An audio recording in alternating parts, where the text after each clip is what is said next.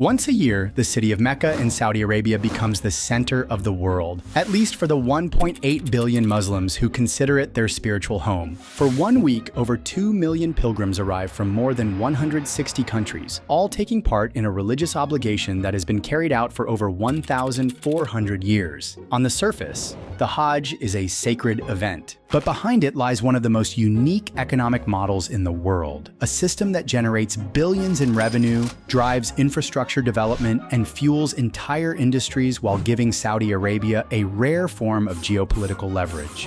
This isn't tourism in the conventional sense. Demand is inelastic, supply is fixed, and the operator, in this case, the Saudi state, controls every aspect of the experience.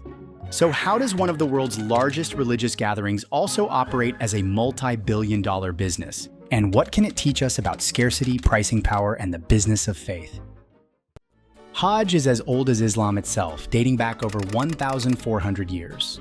But the modern Hajj economy was built in the last few decades. In the 1970s, fewer than 1 million pilgrims made the journey each year. Today, when capacity allows, that number can exceed 2.5 million during the 5 official days of Hajj, plus tens of millions more who come for Umrah at other times of the year. Managing this scale requires a national effort. The Ministry of Hajj and Umrah coordinates everything from visas and crowd control to transportation and safety. Each pilgrim has to move through a tightly choreographed sequence of rituals across multiple sites, including the Grand Mosque in Mecca, the Plain of Arafat, and the stoning of the pillars in Mina. It's a test of logistics that rivals the world's biggest sporting events, but happens every single year.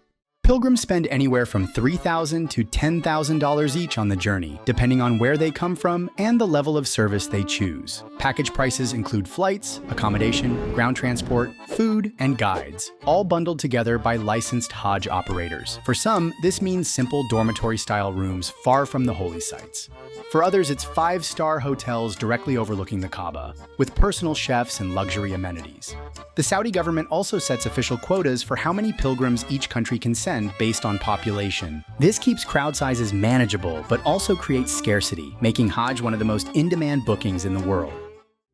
Direct revenue from Hajj is massive, with estimates ranging from $8 billion to $12 billion a year. But that's only the surface layer. The pilgrimage creates a ripple effect across the entire Saudi economy and far beyond its borders. Hotels in Mecca operate at near full capacity during Hajj, with rates surging several times above their off-season levels. The city has over 100,000 hotel rooms, many in high-rise towers that offer direct views of the Grand Mosque.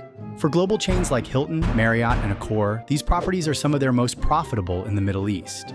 Airlines also feel the surge. In 2023, Jeddah's King Abdulaziz International Airport handled more than 20 million passengers during Hajj and Umrah seasons combined, with thousands of additional flights scheduled just to move pilgrims in and out.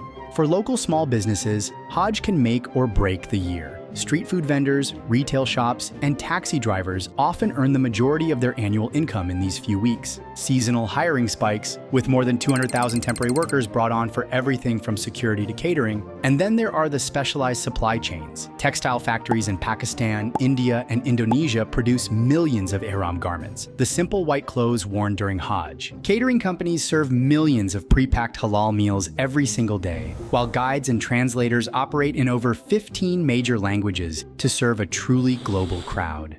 According to the Mecca Chamber of Commerce, every rial spent by a pilgrim generates 3 to 4 rials in indirect economic activity. This multiplier is why Saudi Arabia's Vision 2030 calls for expanding religious tourism from 18 million annual visitors to 30 million, not just for the direct fees, but for the cascading benefits that spread across the economy. To handle this scale, Saudi Arabia has poured billions into infrastructure. The Haramain high-speed railway now connects Mecca, Medina, and Jeddah in just 2 hours. Massive air-conditioned tents in Mina can house hundreds of thousands of pilgrims. Technology plays a growing role, from crowd monitoring systems that use AI to mobile apps guiding pilgrims through rituals in their own language. These investments aren't just for comfort, they're strategic. Smoother pilgrim experiences mean higher satisfaction, more return visitors for Umrah, and stronger global goodwill for Saudi Arabia.